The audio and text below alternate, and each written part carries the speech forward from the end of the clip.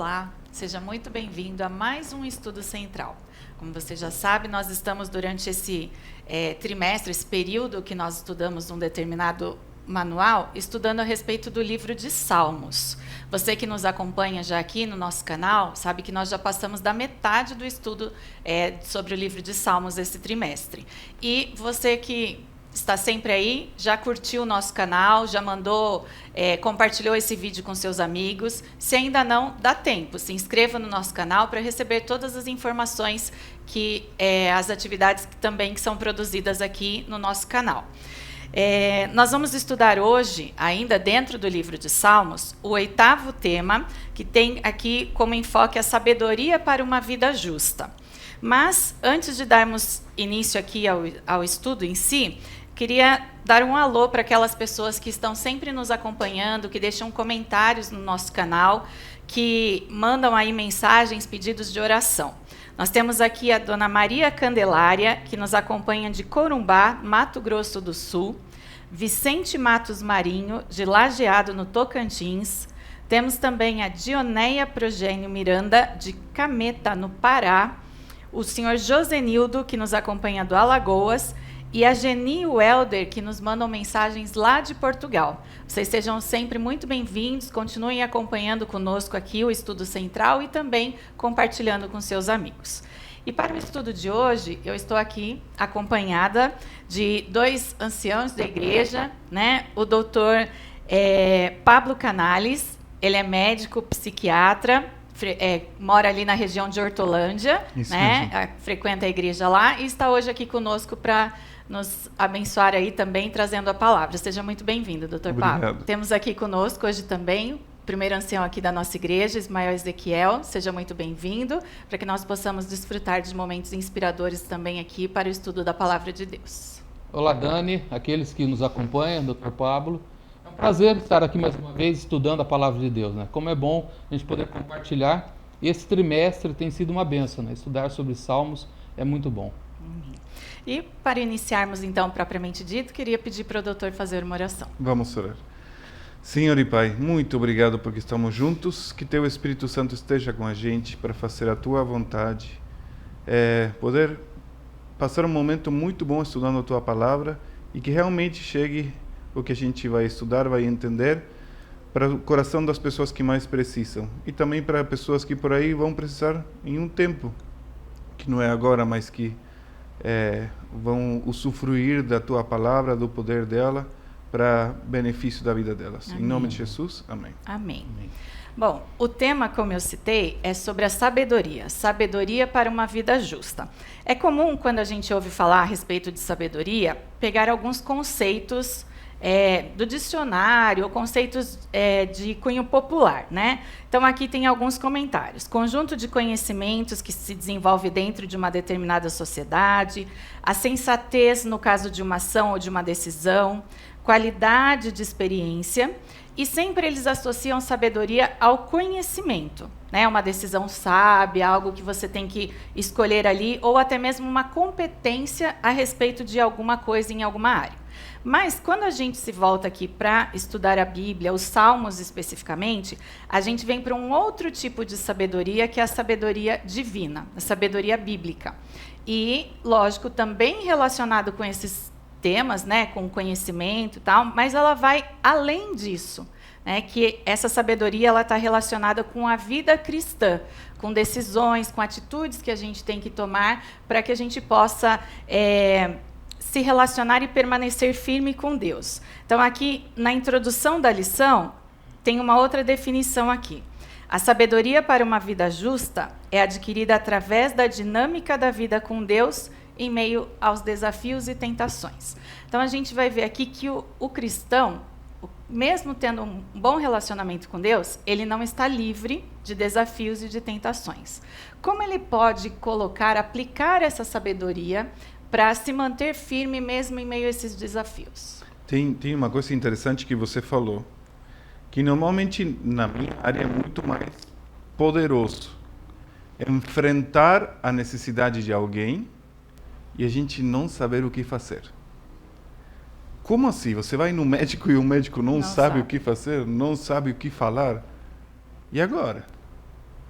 E é super importante, você relatou no começo, o quanto que a sabedoria está relacionada ao conhecimento. E o que seria a sabedoria quando a gente não sabe? E se você enfrenta a vida no dia a dia, você se pesca, você entra em situações que você não sabe o que fazer. E o verso para memorizar da lição é extremamente interessante. Ele inicia falando, me ensina. Ele está no Salmo 90, verso 12, ensina-nos a contar os nossos dias. Deixa eu pescar a beleza da vida até agora, entender o que aconteceu, entender como você foi se movimentando na minha vida, entender o que fazer com o passado e como posso aplicar isso no meu presente. Então aí, de maneira prática, a gente pode olhar para trás, perguntando para Deus, o que eu já vivi que me preparou para poder enfrentar a dificuldade que eu estou vivendo hoje? Eu gosto muito de falar que a gente vai incorporando ferramentas na vida. E essas ferramentas às vezes ficam na gaveta. Essas ferramentas às vezes ficam na mão constantemente. E algumas a gente até esquece onde deixou.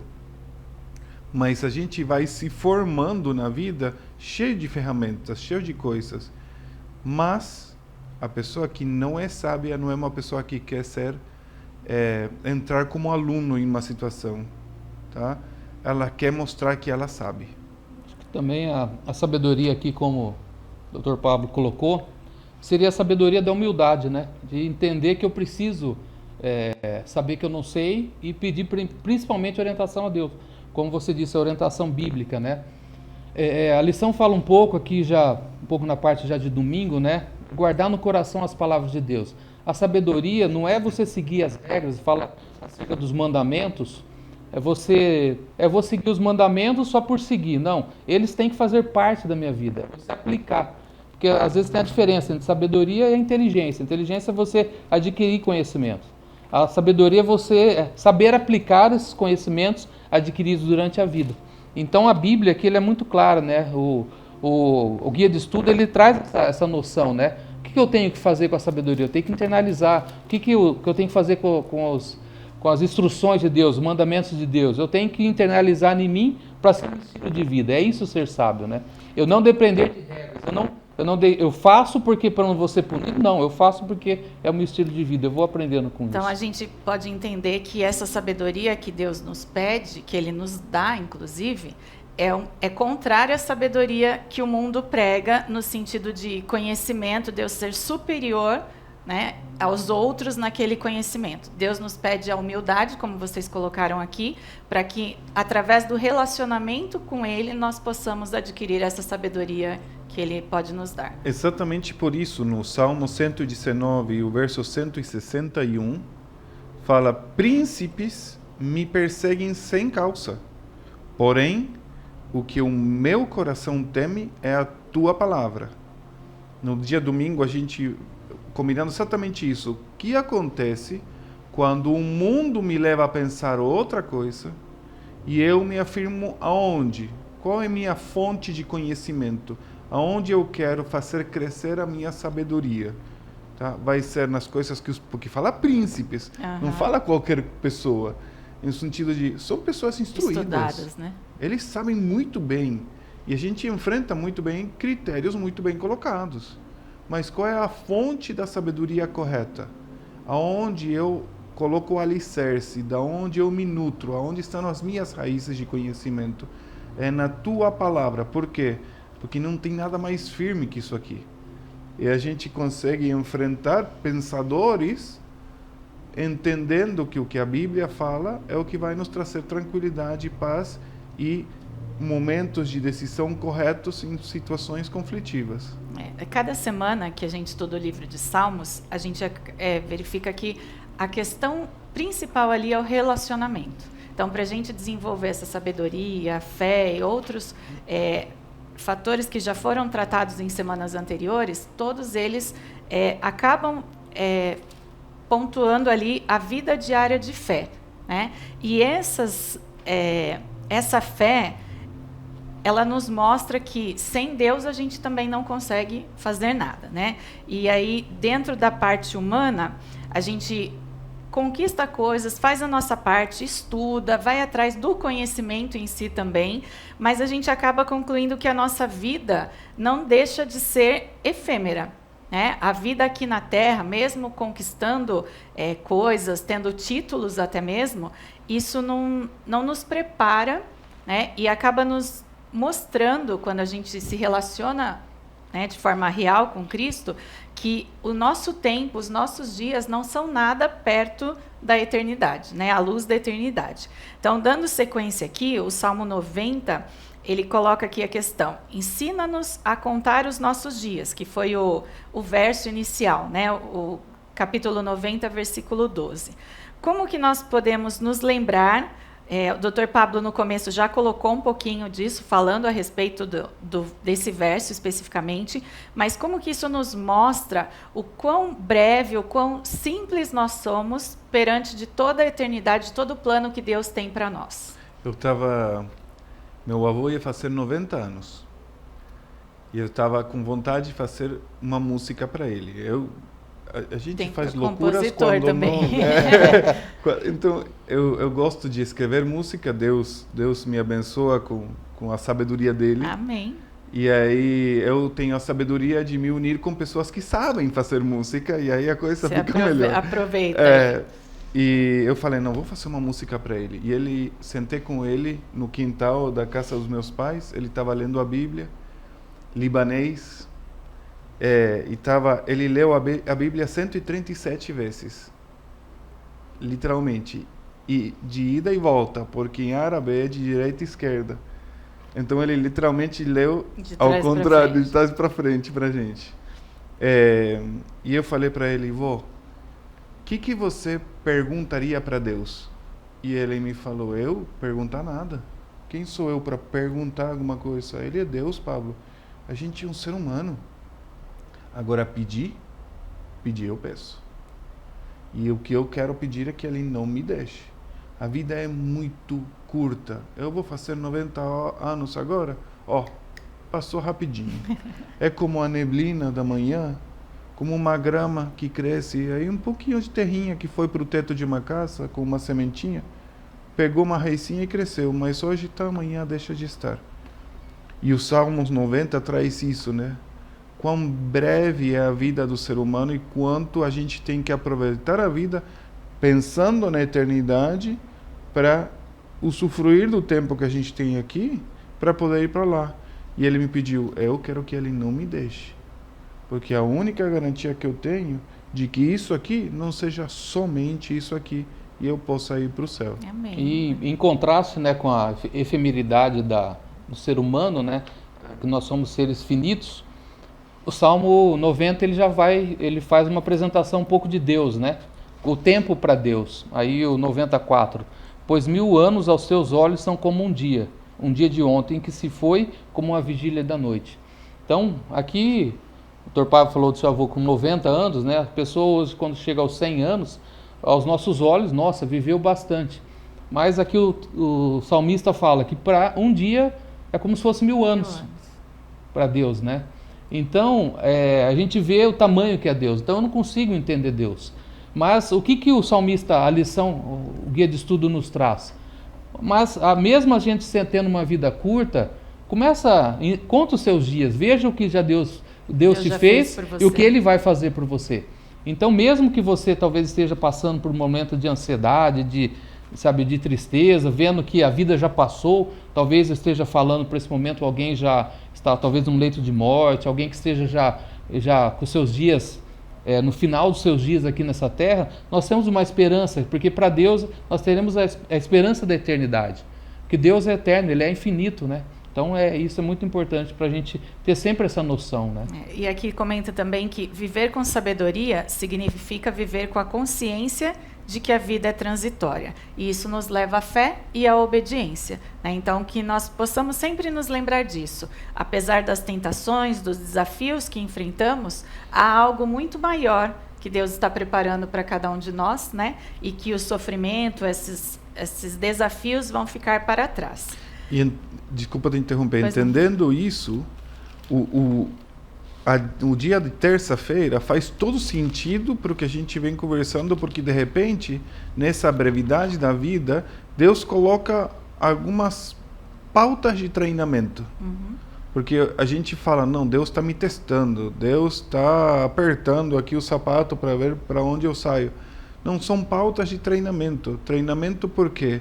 Porque é curto o espaço de tempo e as provas vão ser cada vez maiores.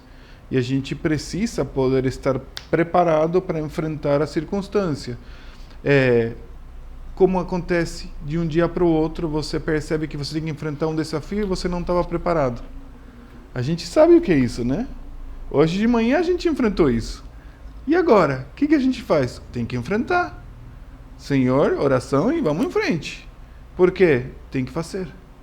Mas se você não está preparado, se você não está treinado, você não vê a mão de Deus te cuidando, só que às vezes dói. Mas o treinamento não dói. Quando a gente tem que levantar mais peso, não é difícil? Mas não é isso que faz o músculo crescer? Não é isso que nos deixa mais forte para a próxima fase do treinamento? Para mais peso, né? Você não vai de uma hora para outra de 0 para os 50, né? É uma coisa que vai crescendo. E quando a gente percebe essa transitoriedade da vida, que a nossa vida é curta aqui, você percebe que o nosso tempo de treinamento para a eternidade ele é pequeno.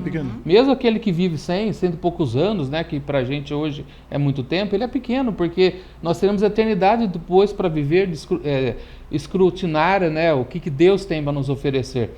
Mas então esse período é curto, mas nesse treinamento que é curto até, nós temos que as provas, né, as lições anteriores, nós estudamos sobre os crisóis da vida, né, sobre o que as provações nos ajudam a enfrentar, a nos aproximar de Deus, percebemos, termos sabedoria de que talvez entendemos que a nossa vida não é aqui, né?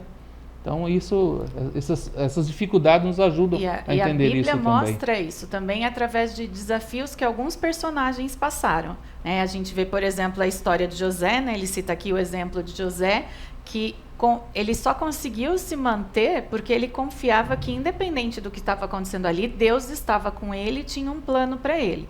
Mas da onde vinha essa confiança? Do relacionamento que ele tinha com Deus. Então, apesar dos testes que ele estava passando ali, ele sabia, porque ele conhecia o Deus em quem ele cria. E o conhecimento vem através do relacionamento, né?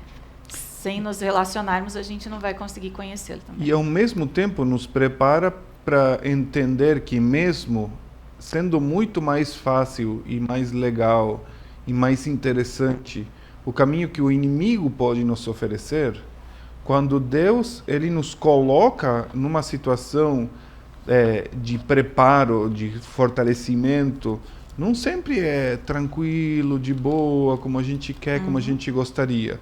Porque a gente vive, eu vivo constantemente atendendo problemas, sofrimento de muitas pessoas, muitas vezes por dia, todos os dias da semana, menos o sábado que eu não trabalho. Mas quanto que eu vejo o fortalecimento de uma pessoa que sai de uma situação ruim, muito ruim, e no consultório me fala, doutor Pablo, agora eu entendo a vida de outro jeito.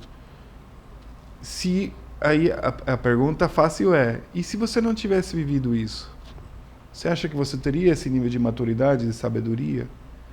A sabedoria de escolha entre o que é mais tranquilinho.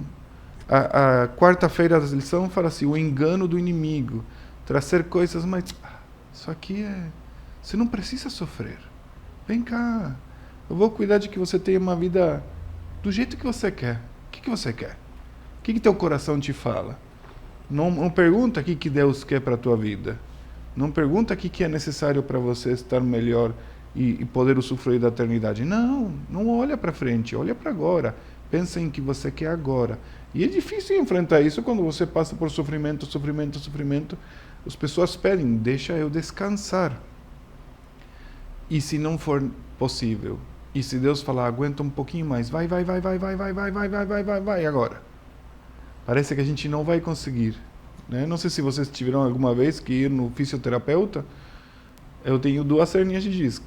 Já tô E ele me fazia fazer exercícios que doía. Oh, vai, aguenta.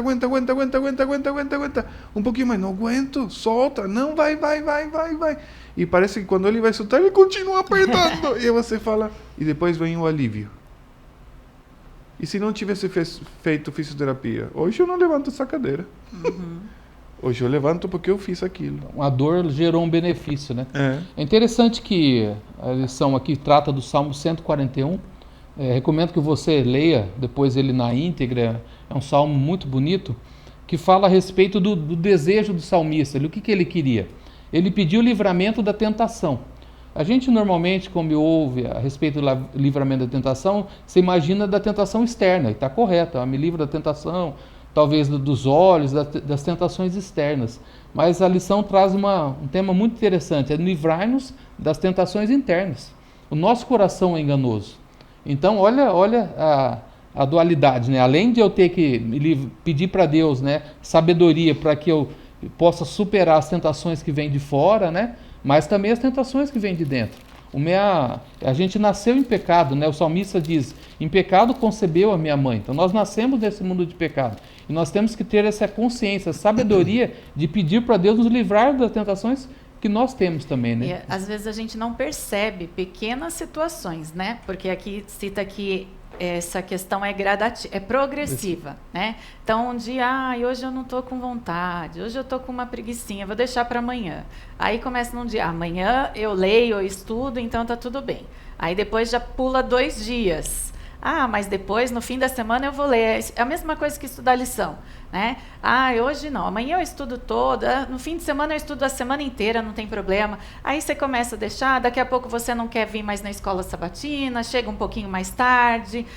Não tem problema, já li em casa. E isso vai cada vez mais afastando. Daqui a pouco você não está mais tendo relacionamento nenhum, né, com Cristo, porque é uma coisa progressiva e que se nós não ficarmos atentos, isso vai nos afastando de uma forma que no final nos afasta totalmente das bênçãos que Deus tem para nos dar. O primeiro salmo fala isso. E já entrando na quinta-feira. Feliz, bem-aventurado, a aventura da tua vida vai ser boa. Eu gosto dessa palavra bem-aventurado. Você vai ser feliz, a aventura da tua vida vai ser boa quando você se afastar das pessoas que fazem coisas erradas. Bem-aventurado o homem, verso 1, que não anda no conselho dos ímpios, não se detém no caminho dos pecadores, nem se assenta na roda dos escarnecedores. Antes, o seu prazer está na lei do Senhor, e na sua lei medita de dia e de noite. Essa conexão que leva à sabedoria e ao prazer da vida. O seu prazer, a boa aventura. Ter uma aventura muito boa, mesmo tendo coisas ruins, que é o que a gente estava falando. E é o desafio do ser humano, a gente quer só a parte boa. A gente nunca quer a coisa ruim. O difícil, O né? difícil. Que coloca aqui, andar com os ímpios, depois permanecer com eles, né, com os pecadores, e finalmente sentar-se na roda dos escarnecedores. Então há um progresso ali de atitudes que discretamente o inimigo vai colocando ali na nossa vida e a gente não percebe esse afastamento. O grande problema, né, da vida cristã é que às vezes são as pequenas coisas, muitas vezes, que nos afastam de Deus. Às vezes não são os grandes pecados, é os pequenos, aqueles pecados imperceptíveis, né? Como você colocou, essa progressão, né? Eu me detenho no caminho dos pecadores, daqui a pouco eu me achego, começo a olhar, rodo os escarnecedores, logo eu estou sentado e estou praticando os mesmos atos que eles. Mas para ter uma vida bem-aventurada, feliz, né? Como o Dr. Pablo aqui colocou, qual que é, o que o salmista diz? Eu tenho que fazer o quê? Ter prazer na lei do Senhor. Ter prazer na lei do Senhor, eu tenho que entender a lei de Deus. Entender para que ela serve a lei. Entender que o mandamento de Deus não é para nos coibir, né, mas é para nos dar liberdade. Tem uma colocação que eu ouvi um tempo atrás, eu achei interessante. Às vezes muitos entendem que os 10 mandamentos são algo negativo. Não matarás, não adulterarás, não faça. Mas pelo contrário, o não é libertador. Vou dar um exemplo. Eu faço aniversário em agosto. Então, eu chego do Dr. Pablo e falo, Dr. Pablo, ó, meu aniversário é em agosto, eu sei que o senhor você vai me dar um presente, não me dê gravata. Eu falei um não para ele, não me dê gravata. Esse não me dê gravata, eu dei liberdade para ele, ó, só não me dá gravata, o resto você pode dar qualquer outra coisa. Agora, se eu tivesse falado um sim, doutor Pablo, me dê uma gravata, eu estaria não falando não, mas estaria falando algo só da opção de gravata. O máximo, talvez uma cor, um tamanho, mas era limitado. Então, quando Deus fala os nãos de Deus nas suas ordenanças, é para nos libertar, porque aquilo vai nos prejudicar. Por isso, quando você fala, medite na lei de Deus, tenha um estilo de vida, é para você ser livre, você ter uma vida liberta. O Salmo 112 fala exatamente a mesma coisa, só que quase no fim do livro, né? Bem-aventurado o homem que teme, verso 1, que teme ao Senhor e tem prazer nos seus mandamentos. Verso 2, a sua descendência será poderosa na terra, será abençoada a geração dos justos. Na sua casa há prosperidade e riqueza, e a sua justiça permanece para sempre. Então, a gente tem o risco aí de correr... de querer falar de teologia do sucesso, da prosperidade, certo? Mas não tem a ver com isso, porque a gente não busca a prosperidade dessa terra, a gente busca a prosperidade do céu. Entendendo o contexto coerente, a gente não quer ficar aqui, mas a gente quer que o tempo que a gente teve aqui seja vivido com sabedoria para poder ir para lá. E Deus nos dá promessas também, mesmo em meio a esses desafios. A gente vê aqui no final, inclusive, né, nosso tempo já está chegando ao finzinho aí, que Deus nos promete bênçãos, e a maior delas é a paz, que mesmo em meio a esses desafios, mesmo em meio a situações tentadoras, a sofrimento mesmo, a gente pode ter paz, pode ter a prosperidade, que não também é a prosperidade que a gente pensa aqui de enriquecimento, mas acima de tudo o que Deus nos promete é a vida eterna. Então, que nós possamos, enquanto estivermos passando por essas situações desafiadoras, nos lembrar disso, daquilo que a gente tem como promessa, que é, acima de tudo, a nossa vida eterna. Como eu comentei, nós estamos já no finzinho. Gostaria que Ismael fizesse as colocações finais. O que eu gostaria de deixar dessa lição, o título dela já fala, sabedoria para uma vida justa. Você quer ter uma vida justa? Busca sabedoria em Deus. Talvez a sabedoria e o conhecimento desse mundo são muito limitados, mas Deus tem algo melhor para te dar. Você quer ter sabedoria? Busque, leia, tenha relacionamento com Deus, e Deus vai te dar abundantemente. Amém. Doutor Pablo?